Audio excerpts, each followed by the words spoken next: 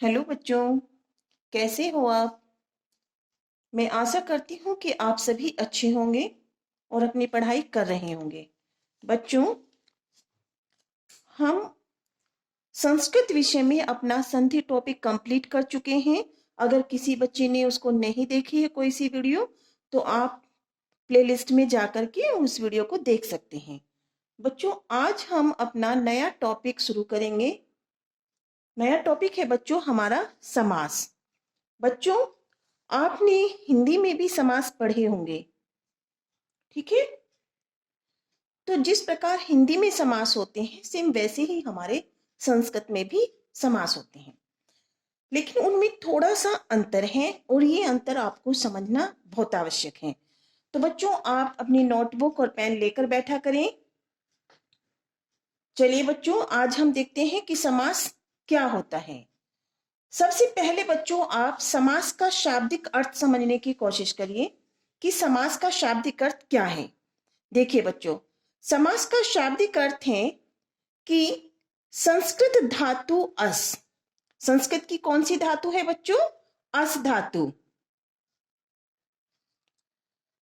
अस का अर्थ क्या है? संक्षेप करना, यानी उसको संक्षिप्त करना। में सम उपसर्ग जोड़कर समास शब्द निष्पन्न हुआ है। यानी जो हमारी संस्कृत की अस धातु है, जिसका अर्थ है संक्षेप करना यानी संक्षिप्त करना, उसको संकुचित करना, ठीक है, उसमें सम उपसर्ग को जोड़कर समास शब्द उत्पन्न हुआ है, जिसका अर्थ है समाहार या मिलाप। यानी किसको मिलाया जाता है, ये अब हम आगे देखेंगे उसे। इस प्रकार हम कह सकते हैं कि समास का वास्तविक अर्थ संक्षिप्तीकरण करना है। बच्चों, ये बात आप अच्छे से नोट कर लेंगे कि कभी कभी समास का जो शाब्दिक अर्थ है वो भी पूछ लिया जाता है। तो जो समास है उसका शाब्दिक अर्थ क्या है, वास्तविक अर्थ क्या है? संक्षिप्तीकरण करना। तो ये एमसीक्यू क्वेश्चन में आपका क्वेश्चन आता है, कई बार आ भी चुका है, तो आप इसे ध्यान से नोट कर लें। समास की परिभाषा नोट करेंगे सभी बच्चे। परिभाषा: जब दो या दो से अधिक पदों का संक्षिप्तीकरण किया जाता है तो उसे समास कहते हैं। यानी दो या दो से अधिक पद, ठीक है। पदों को मैं आपको बताऊंगी कि हमारा समास में कौन सा पद क्या होता है। नोट कर ली बच्चों आपने परिभाषा। जब दो या दो से अधिक पदों का संक्षिप्तीकरण किया जाता है उसे समास कहते हैं। बच्चों, ध्यान से देखेंगे कि समास में कम से कम दो शब्दों का होना आवश्यक है, ठीक। कम से कम कितने? दो शब्द। तो बच्चों, समास के हम जो पहला शब्द होता है उस शब्द को हम कहते हैं पूर्व पद, और बाद वाले शब्द को हम कहते हैं उत्तर पद। तो ये ध्यान रखेंगे कि जब हम समास कर रहे होंगे तो उसमें कम से कम दो शब्द होंगे, ठीक है। दो से अधिक हो सकते हैं, लेकिन कम से कम दो अवश्य होंगे। और जो पहला पद है हमारा उसे हम पूर्व पद कहते हैं, और जो दूसरा शब्द है उसे हम उत्तर पद कहते हैं। और इनके योग से जो नया शब्द बनता है उसे समासिक पद कहा जाता है। हम उसे समासिक पद और समस्त पद कहते हैं। यदा जैसे नोट करेंगे सभी बच्चे। राज्ञ है पुरुष है। राज्ञ है पुरुष है से हमारा क्या है बच्चों? राज पुरुष है। ये हमारे दो शब्द हैं, राज्ञ है पुरुष है। तो इन्हें मिलाकर के क्या बना है दोनों पदों को? राजपुरुष है। राष्ट्रस्य पति है। तो इन दोनों पदों से मिलकर क्या बना बच्चों? राष्ट्रपति है। अब इनमें कौन सा समास है ये मैं आपको आगे बताऊंगी कि किस प्रकार से हम इन समास को ध्यान से देख करके समझ जाते हैं कि भाई हाँ, इनमें कौन सा समास है। चलिए बच्चों, आपने नोट कर लिया होगा, आगे बढ़ते हैं।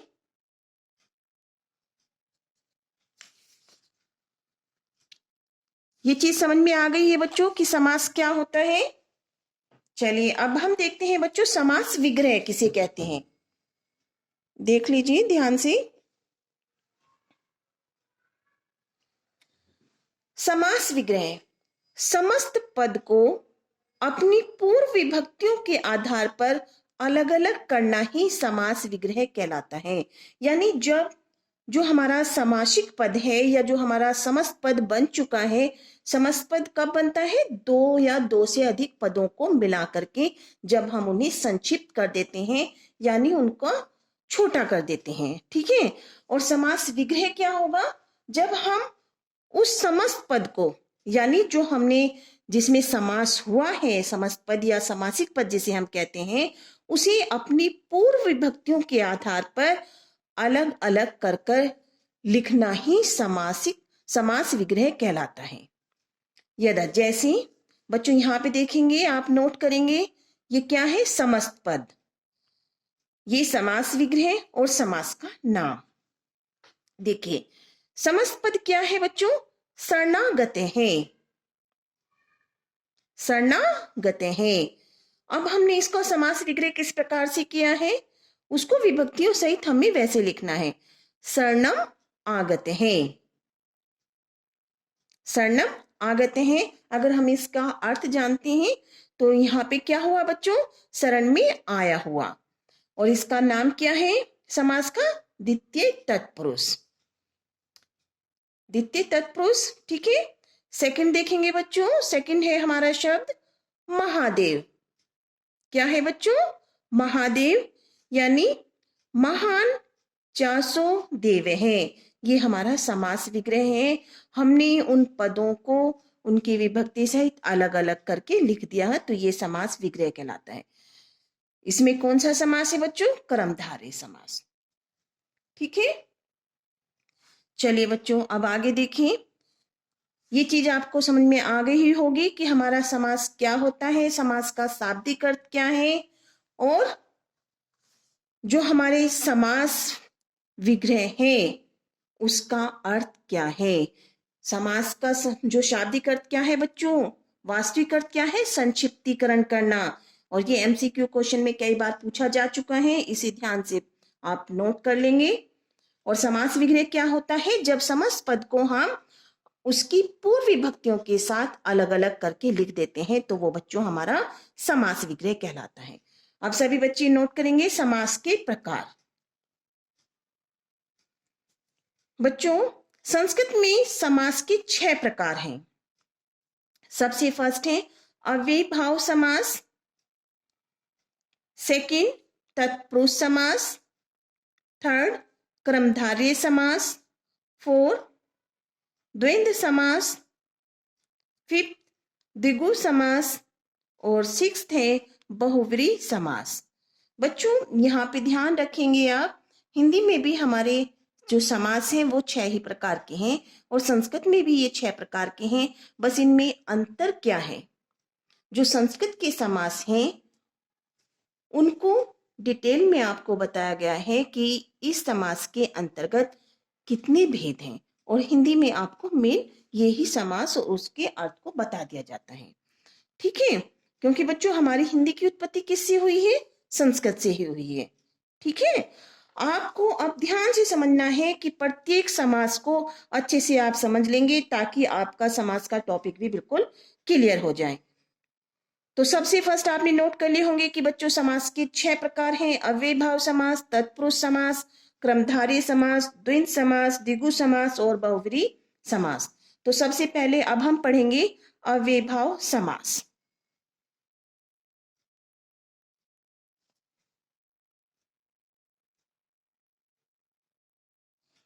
अव्ययीभाव समास नोट कर लेंगे सभी बच्चे।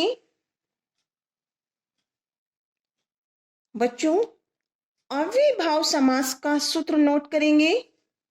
एमसीक्यू क्वेश्चन में आपसे सूत्र भी पूछा जाता है। तो अव्ययीभाव समास का सूत्र क्या है बच्चों? पूर्व पद प्रधान है। नोट करेंगे, पूर्व पद प्रधान है, अव्ययीभाव है। अव्ययीभाव की परिभाषा नोट करेंगे और उसको समझेंगे ध्यान से। बच्चों अव्ययभाव समास में पूर्व पद अव्यय प्रधान होता है। उत्तर पद कोई सुबंत शब्द होता है और जो बच्चों समस्त पद बनता है, ठीक है, आप समझ रहे होंगे कि पूर्व पद क्या है। अव्ययभाव समास में पूर्व पद अव्यय प्रधान होता है और उत्तर पद कोई सुबंत शब्द होता है। और जो बच्चों हमारा समस्त पद यानी जो समासिक पद होता है वो नपुंसकलिंग एक वचन की तरह प्रयुक्त होता है। ठीक है, कैसे?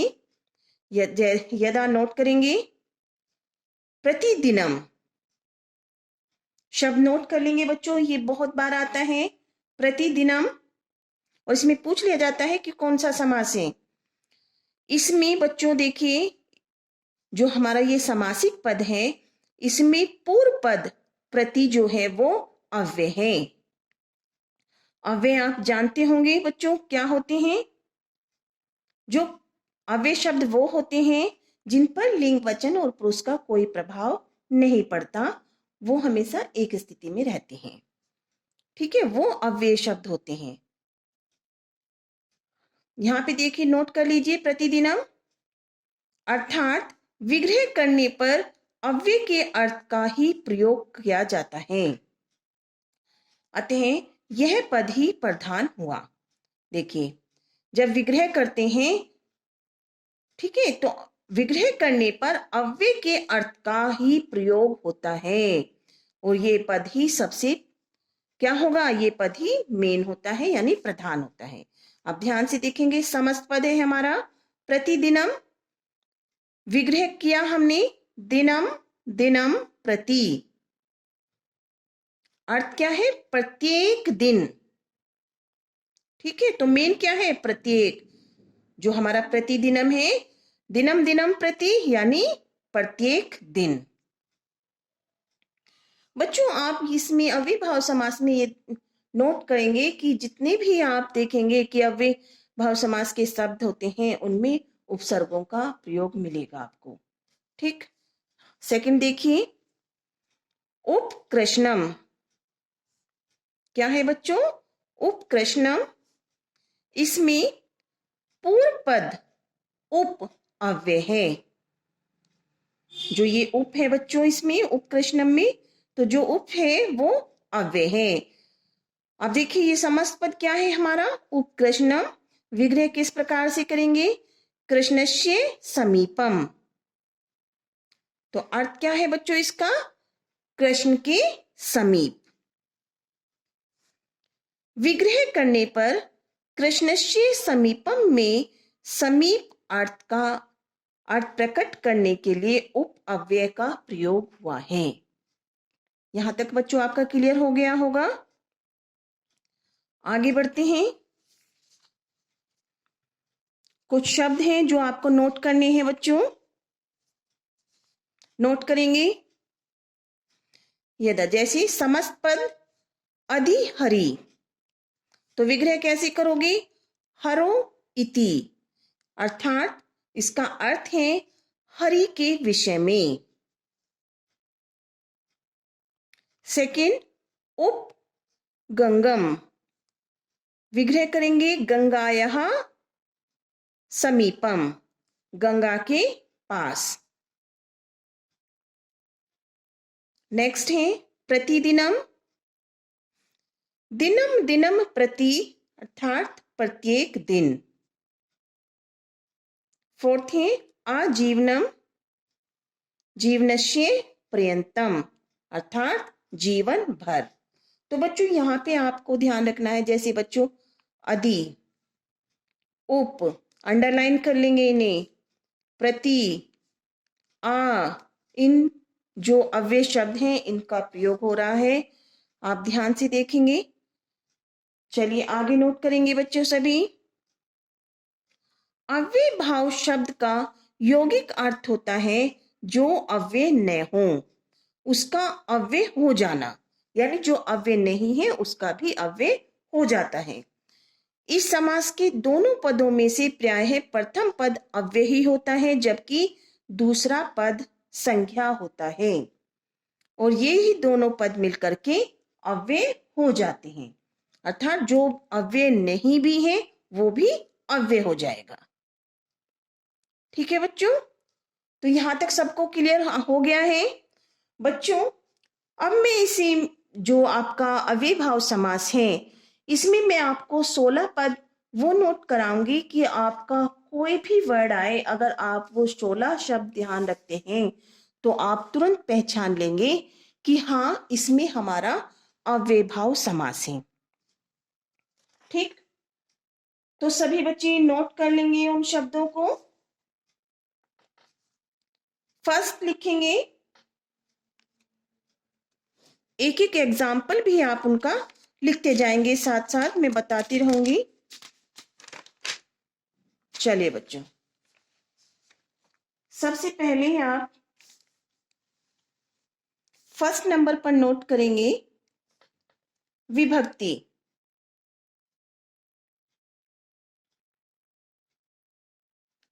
नोट कर लीजिए बच्चों। सेकंड लिखेंगे समीप।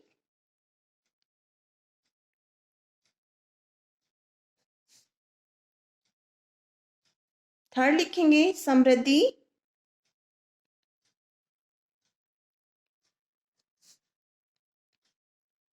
फोर्थ लिखेंगे वृद्धि। फिफ्थ अर्थाभाव।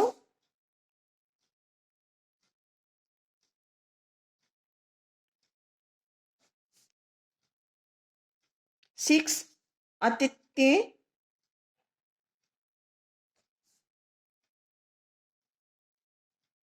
सेवन संप्रति।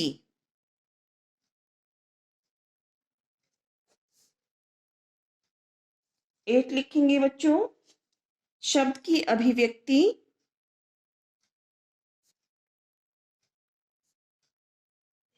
इन्हें आप समझ लेंगे तो फिर कभी भी आप किसी भी वर्ड में कोई प्रॉब्लम आपको नहीं आएगी। 9 लिखेंगे पश्चात।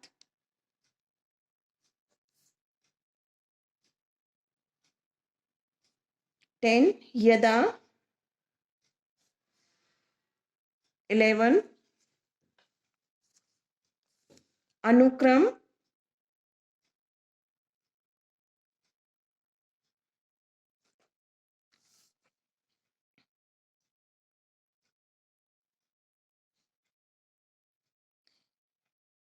12 लिखेंगे बच्चों योग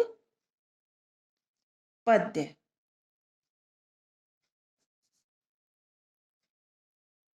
13 सादृश्य। 14 संपत्ति।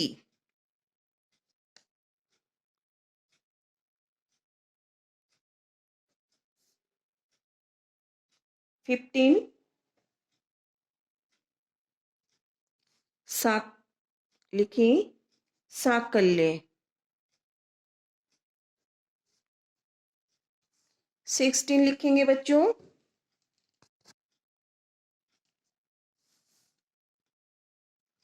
16 लिखिए बच्चों अंत।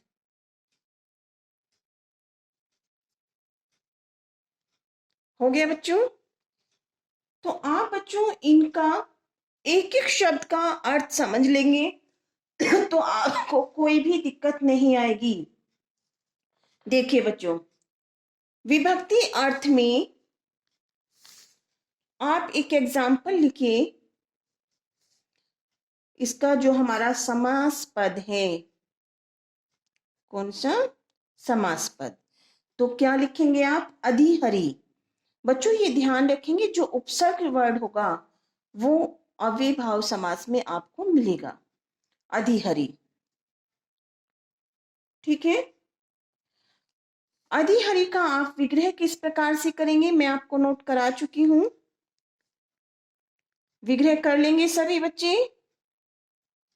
विग्रह पद बनाएंगे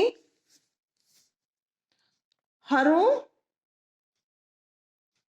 इति, अर्थात अर्थ क्या होगा बच्चों? हिंदी अर्थ है इसका हरि में।